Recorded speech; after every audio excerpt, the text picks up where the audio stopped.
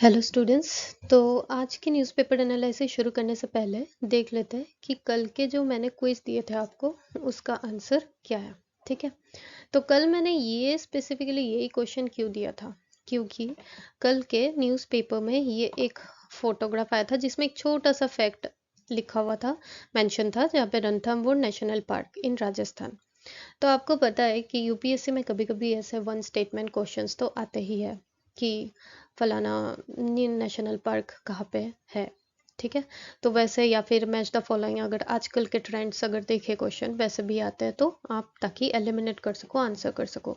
तो the question was which national park is located in the north eastern state of Assam. तो obviously Kaziranga national park.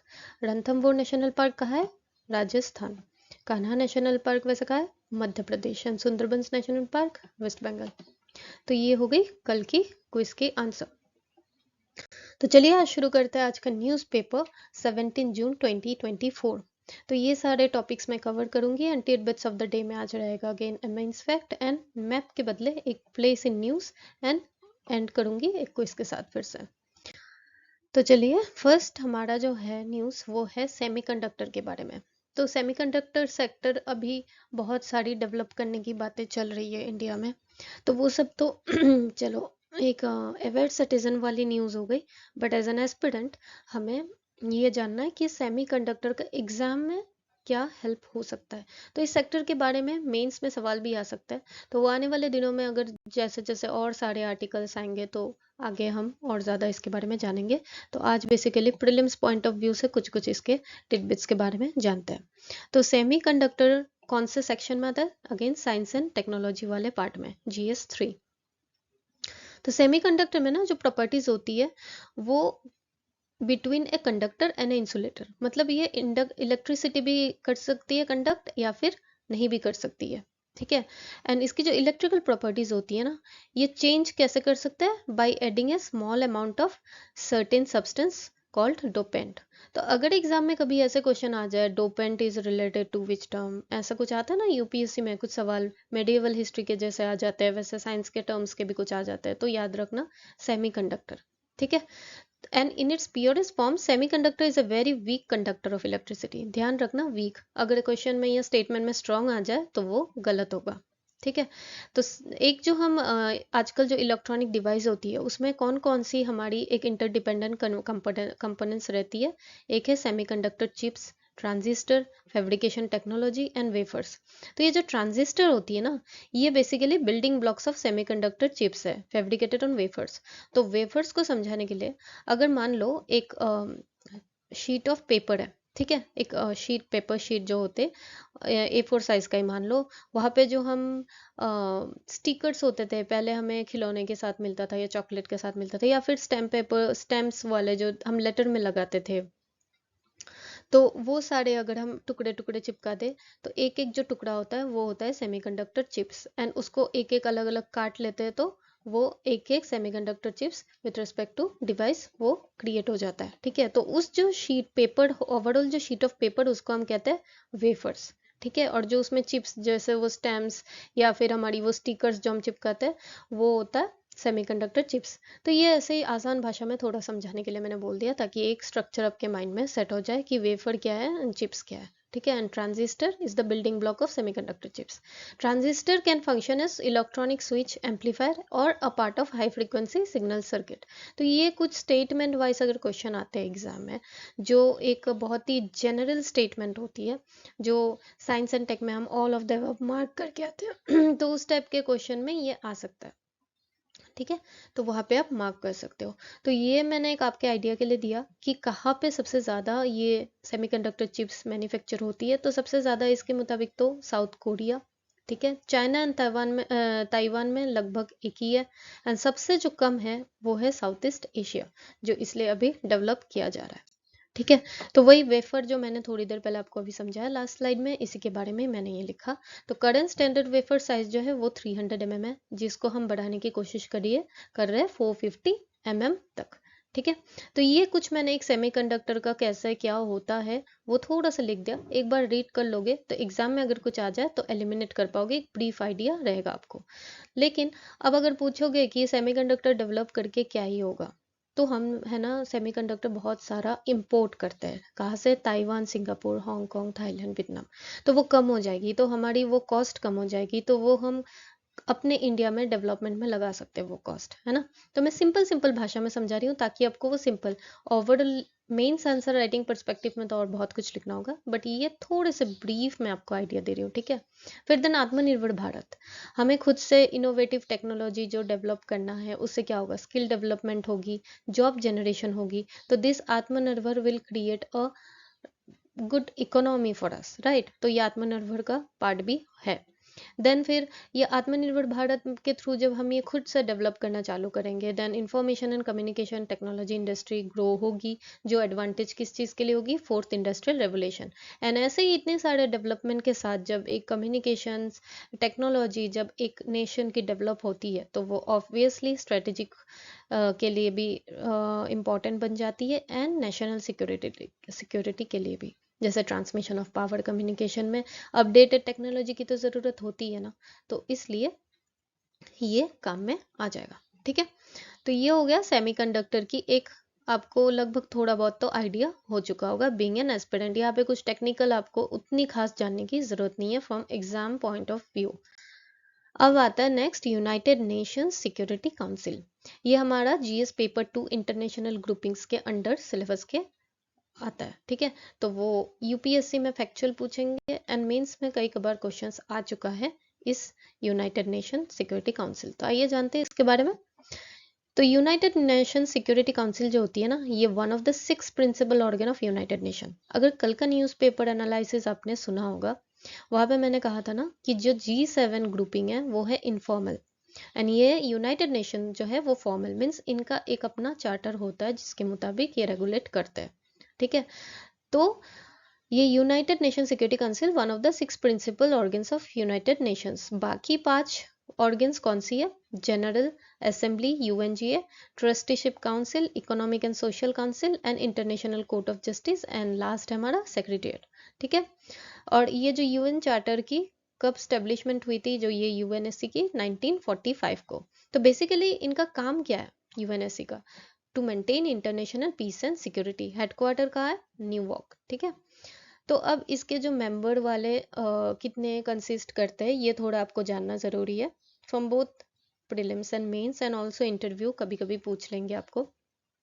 तो यहाँ 15 member होती है, 5 होती है परमानेंट एंड 10 होते हैं नॉन परमानेंट, ठीक है। तो नॉन परमानेंट में से इंडिया भी 8 टाइम के लिए नॉन परमानेंट मेंबरशिप उन इंडिया को मिली थी फॉर द टर्म 2021 टू 2022, ठीक है। और परमानेंट जो 5 मेंबर है वो कौन कौन से है? US, Russia, France, China and UK, ठीक है।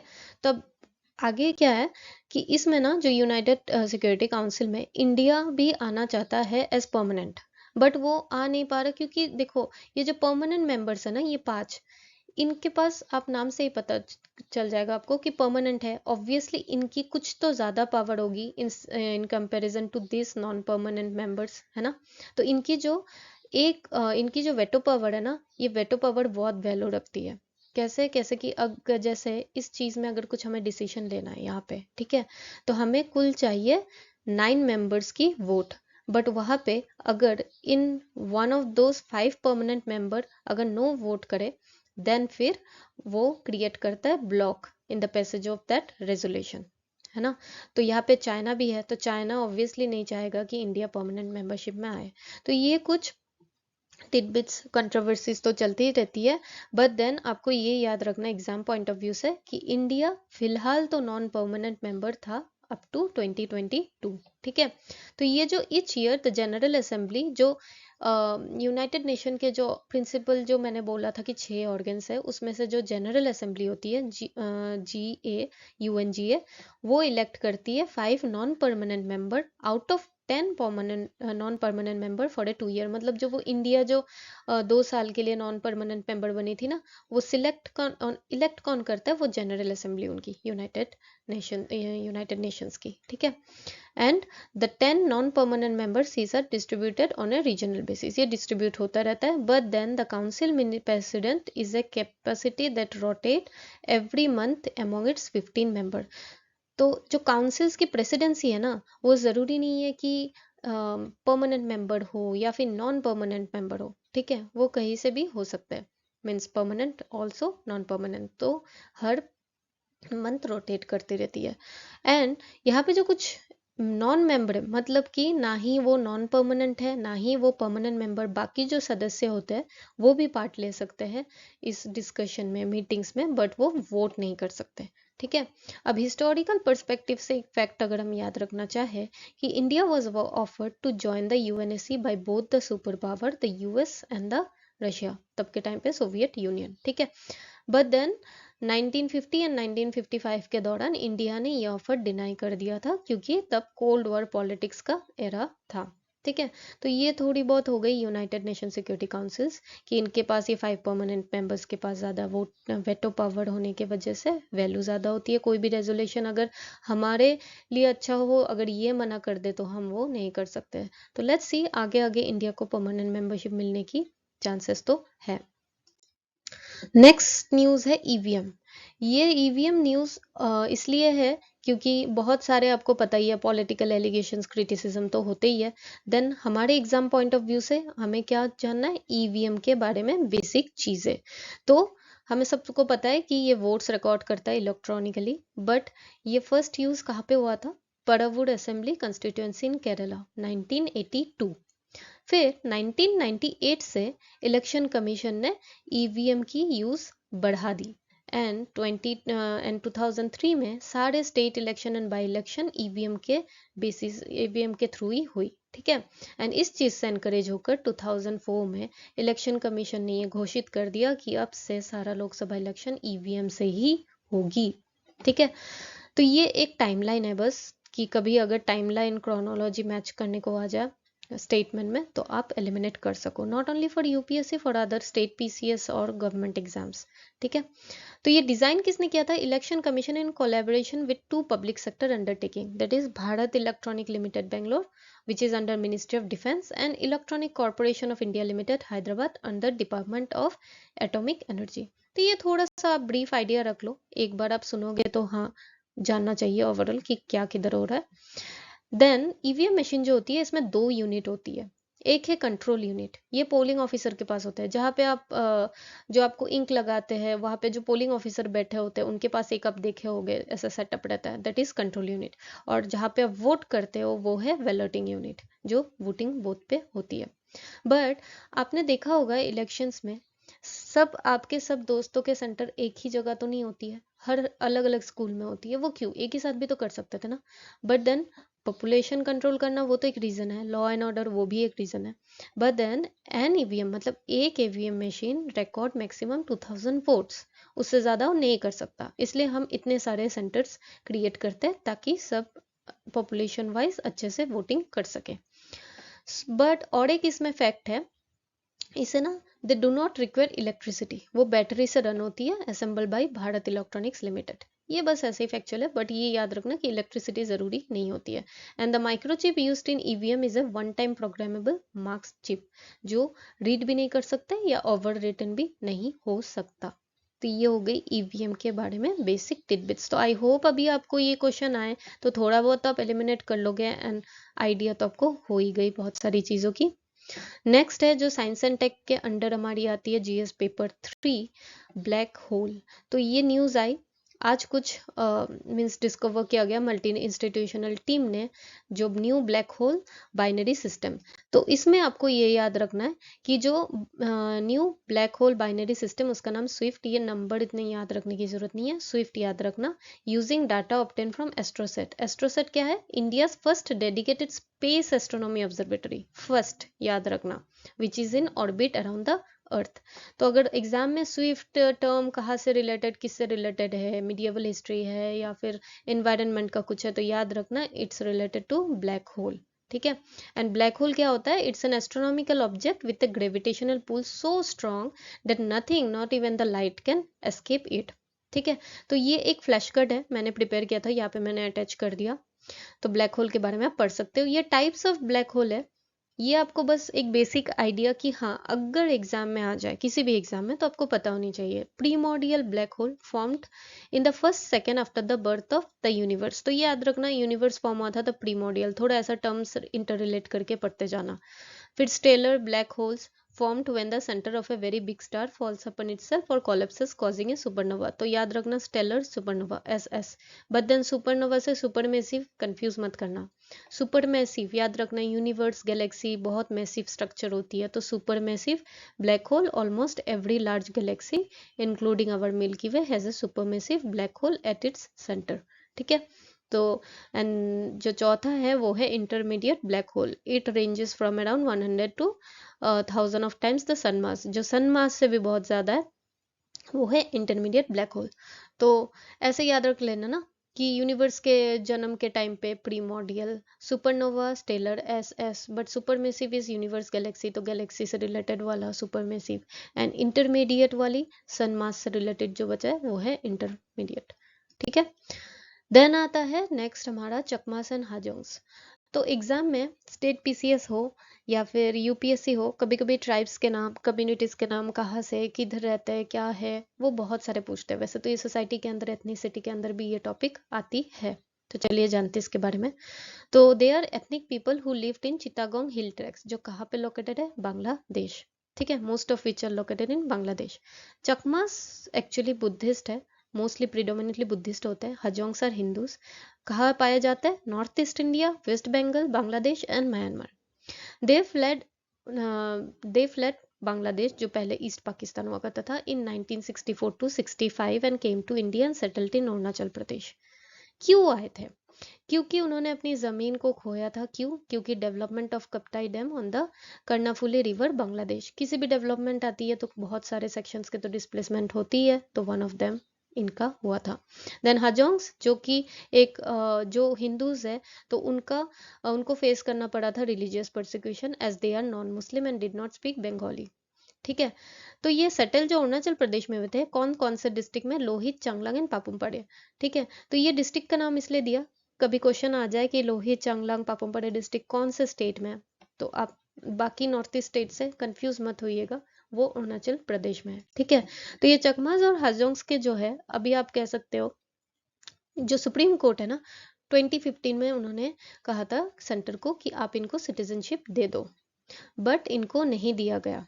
ठीक है, तो अरुणाचल प्रदेश वालों ने कहा कि आप इनको बाहर किसी स्टेट में अलॉट कर दो, जो Assam bordering countries, bordering state में से असम में भेज दीजिए। बट असम के लोग इनको अगर असम स्टेट इन्हें अगर एक्सेप्ट करते हैं, तो बाकी जो स्टेट्स होते हैं उनसे भी जो इमिग्रेंट्स हैं वो भी आ जाएंगे। क्यों? अभी आप अगर पूछोगे, सिटीजनशिप अमेंडमेंट एक्ट के द्वारा इन्हें तो सिटीजनशिप मिल सकती है, बट नहीं। क्यों? क्योंकि Arunachal Pradesh is among the state exempted from CAA। क्यों? क्योंकि उनका अपना इनर लाइन परमिट होता है टू रेगुलेट द आउटसाइडर। वैसे ही नॉर्थ ईस्ट स्टेट में मणिपुर, मिजोरम एंड नागालैंड में भी इनर लाइन परमिट्स है।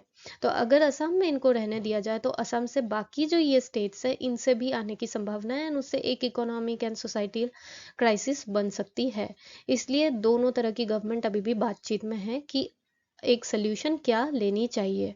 And sixth schedule area north east में कौन सी है? मेघालय।